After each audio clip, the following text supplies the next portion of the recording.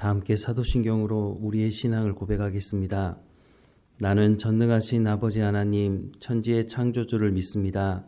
나는 그의 유일하신 아들 우리 주 예수 그리스도를 믿습니다.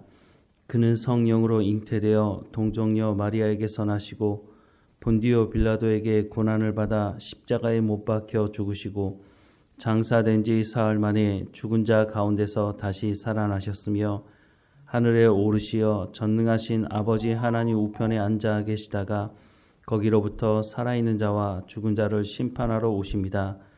나는 성령을 믿으며 거룩한 공교회와 성도의 교제와 죄를 용서받는 것과 몸의 부활과 영생을 믿습니다. 아멘. 찬송가 461장 함께 찬양하겠습니다. 찬송가 461장 함께 찬양하겠습니다. 십자가를 질 수 있나 주가 물어보실 때 죽기까지 따르오리 성도 대답하였다.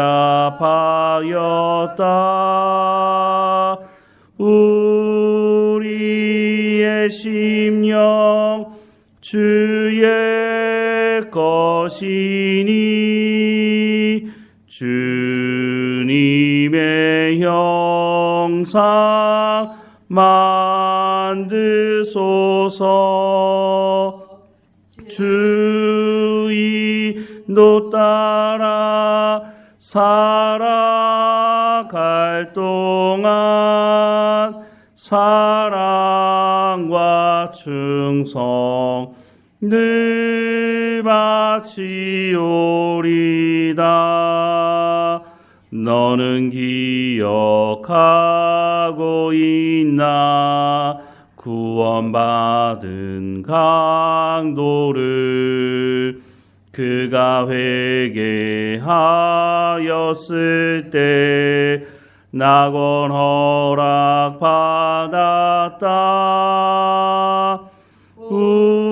우리의 심령 주의 것이니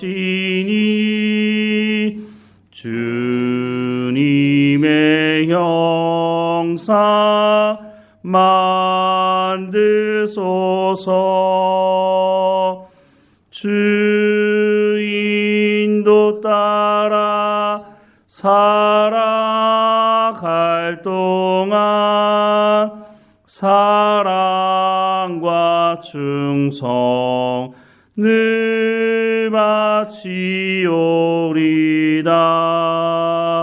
걱정 근심 얻은 그늘 너를 둘러 덮을 때 주께 내 영 맡기겠나. 최후 승리 믿으며 우리의 심령 주의 것이니 주님의 형상 만드소서. 주 인도 따라 살아갈 동안 사랑과 충성 늘 바치오리다. 이런 일 다 할 수 있나 주가 물어보실 때 용감한 자 바울처럼 선뜻 대답하리라.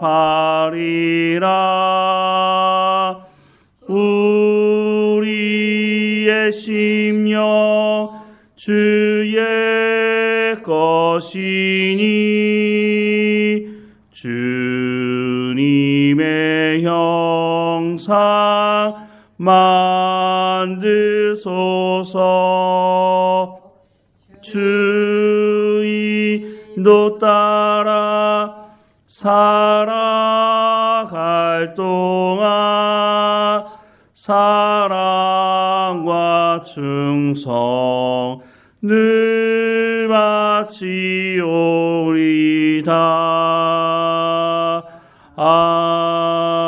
아멘. 오늘 하나님께서 우리에게 주시는 말씀은 요한복음 16장 25절에서 33절까지 말씀입니다. 요한복음 16장 25절에서 33절까지 말씀 우리 함께 읽겠습니다. 이것을 비유로 너희에게 일렀거니와 때가 이르면 다시는 비유로 너희에게 이르지 않고 아버지에 대한 것을 밝히 이르리라. 그날에 너희가 내 이름으로 구할 것이요 내가 너희를 위하여 아버지께 구하겠다 하는 말이 아니니 이는 너희가 나를 사랑하고 또 내가 아버지께로부터 온 줄 믿었으므로 아버지께서 친히 너희를 사랑하심이라. 내가 아버지에게서 나와 세상에 왔고 다시 세상을 떠나 아버지께로 가노라 하시니 제자들이 말하되 지금은 밝히 말씀하시고 아무 비유로도 하지 아니하시니 우리가 지금에야 주께서 모든 것을 아시고 또 사람의 물음을 기다리시지 않는 줄 아나이다.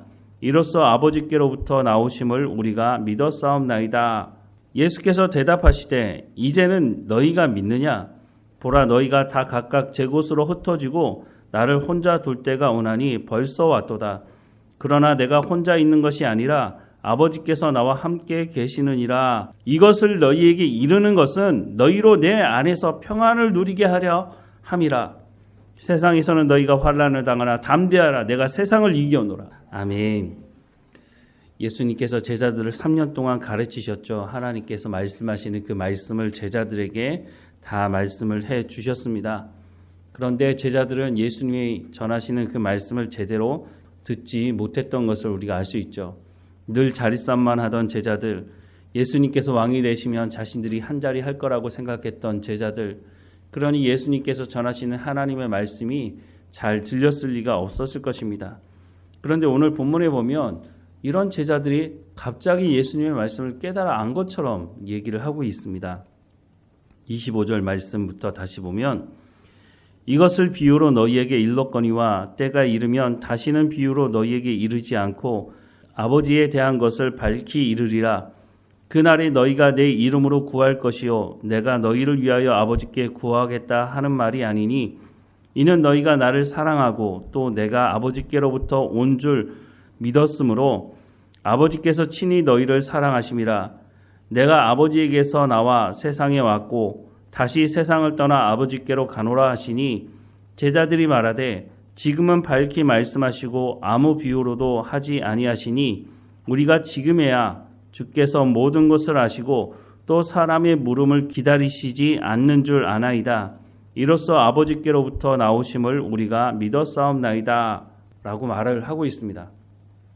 조금 전에 봤던 30절 말씀에 보면 제자들이 이제 예수님의 말씀을 깨달아 안 건가? 이런 생각을 하게 됩니다. 그런데 이런 제자들이 그 저녁에 근심했죠. 왜 근심했을까요? 물론 예수님께서 죽으시고 부활하시고 승천하실 것에 대한 말씀을 하신, 그러니까 예수님께서 이제 더 이상 우리와 함께하지 못하는 것에 대한 근심과 걱정일 수도 있지만 제자들이 그 저녁에도 자리싸움하지 않았습니까? 결국은 제자들의 근심이라고 하는 것이 예수님 죽으면 내가 지금까지 예수님을 쫓아온 이유가 뭔데? 예수님이 왕이 되시면 내가 한자리 해야 되는데 우리는 뭐가 되는 거야? 그런 근심이 더 많지 않았을까 하는 생각을 해보게 됩니다. 31절과 32절 말씀에 보면 예수께서 대답하시되 이제는 너희가 믿느냐? 보라 너희가 다 각각 제 곳으로 흩어지고 나를 혼자 둘 때가 오나니 벌써 왔도다. 그러나 내가 혼자 있는 것이 아니라 아버지께서 나와 함께 계시느니라 라고 말씀을 합니다. 31절에 뭐라고 말씀하신다고요? 예수께서 대답하시되 이제는 너희가 믿느냐? 이 말이 제자들에게는 너희들 정말 내가 지금 하는 말을 믿고 있는 거야? 예수님 그렇게 하는 말로 들리지 않았을까요? 제자들은 그 저녁에 예수님을 버리고 다 도망갈 것이라고 말씀하고 있습니다. 예수님 혼자 내버려 두게 될 거라는 거죠. 그런데 예수님은 혼자 내버려진 것이 아니라 아버지께서 나와 함께 하신다고 말씀을 하고 있습니다. 이렇게 말씀하시는 이유는 제자들을 책망하고 예수님께서 제자들을 비난하기 위해서 하시는 말씀은 아니라고 하는 것을 알 수 있습니다. 예수님은 제자들의 연약함을 아시죠.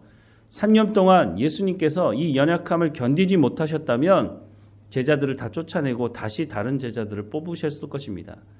예수님은 제자들의 연약함을 너무나 잘 알고 계셨습니다. 그래서 미리 말씀해 두시는 겁니다. 앞으로 이런 일이 있을 거다.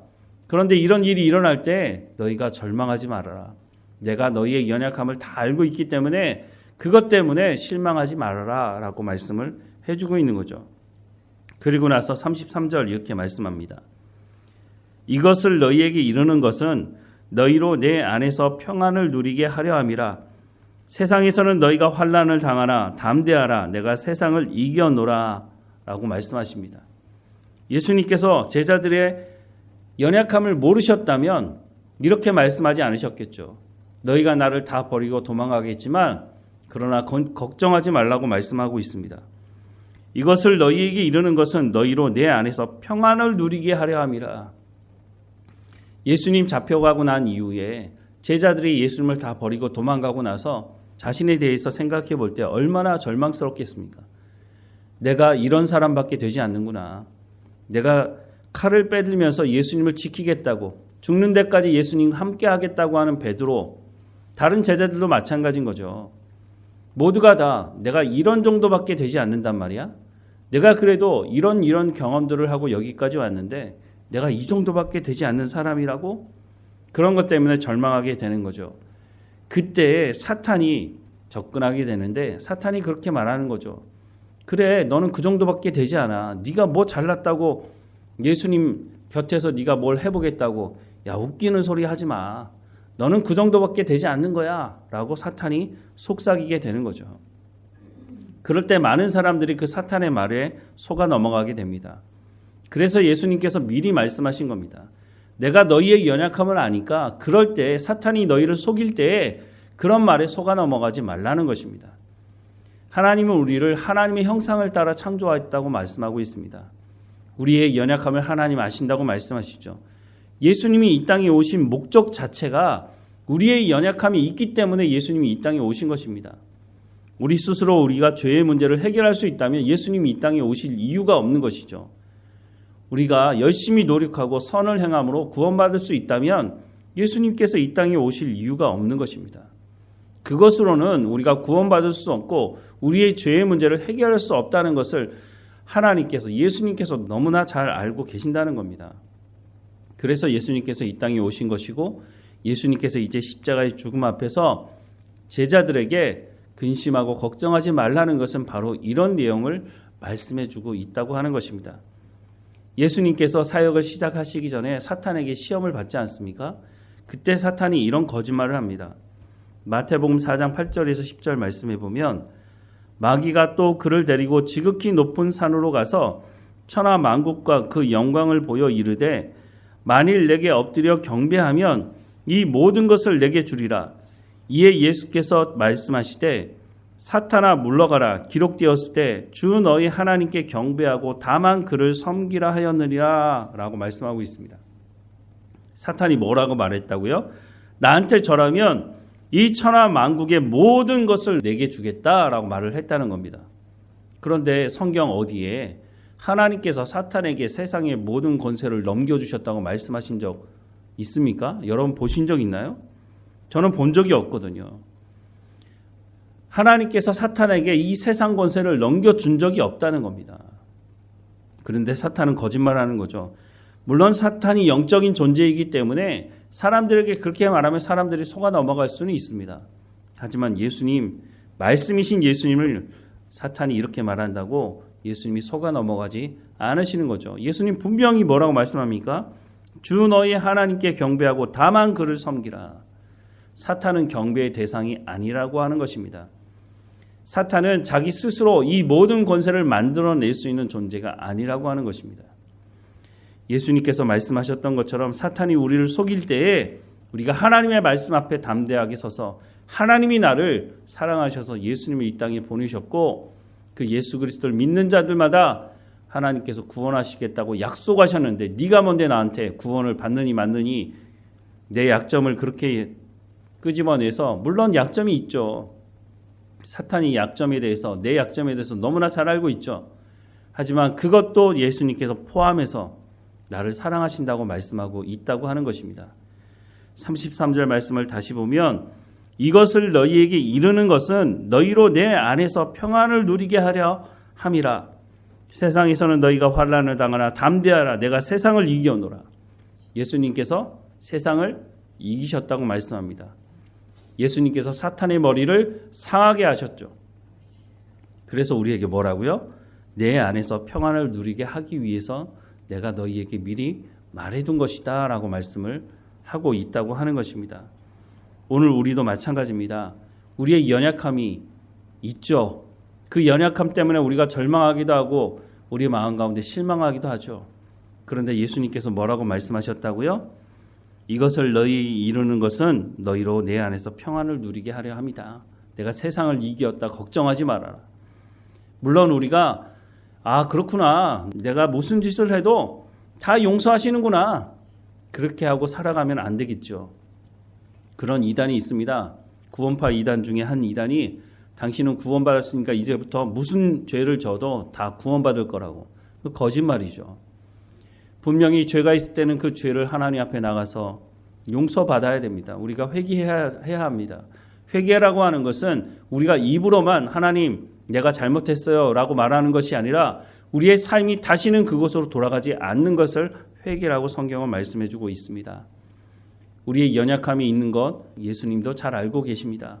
그때 우리의 연약함을 고백하고 우리 가운데 성령의 충만함을 허락해 달라고 우리가 하나님의 말씀대로 순종하며 살아가며 우리가 주님 주시는 그 평안 가운데 살아갈 수 있도록 인도해 달라고 우리가 기도하며 하나님 말씀에 순종하며 살아갈 때에 우리가 예수님께서 말씀하시는 이 말씀에 참 기쁨과 감사를 누리며 평안을 누리며 살아갈 수가 있다고 하는 것을 말씀해 주고 있는 것입니다.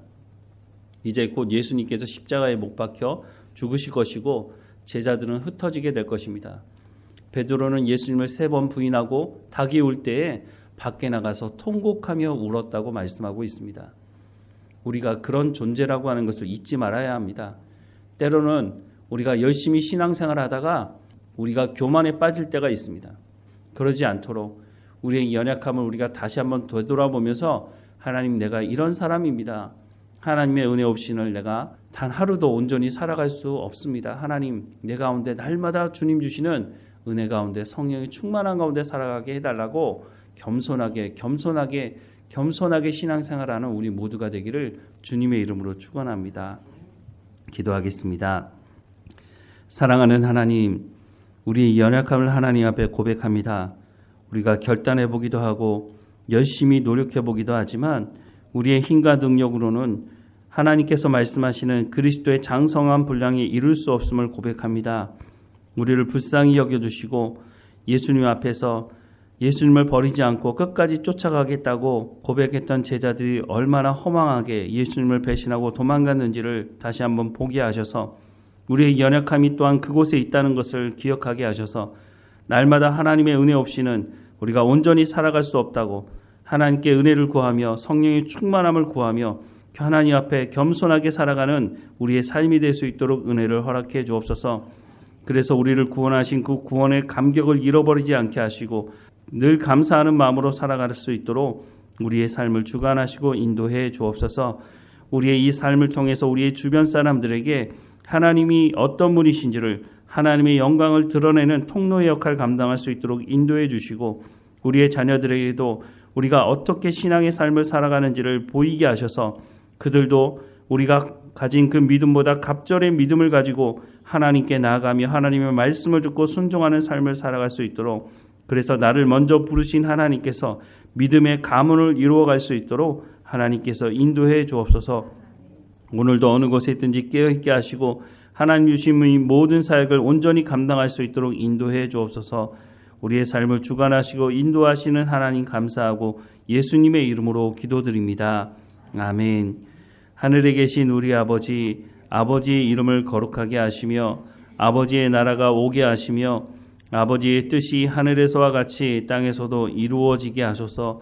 오늘 우리에게 일용할 양식을 주시고 우리가 우리에게 잘못한 사람을 용서하여 준 것 같이 우리 죄를 용서하여 주시고 우리를 시험에 빠지지 않게 하시고 악에서 구하소서. 나라와 권능과 영광이 영원히 아버지의 것입니다. 아멘.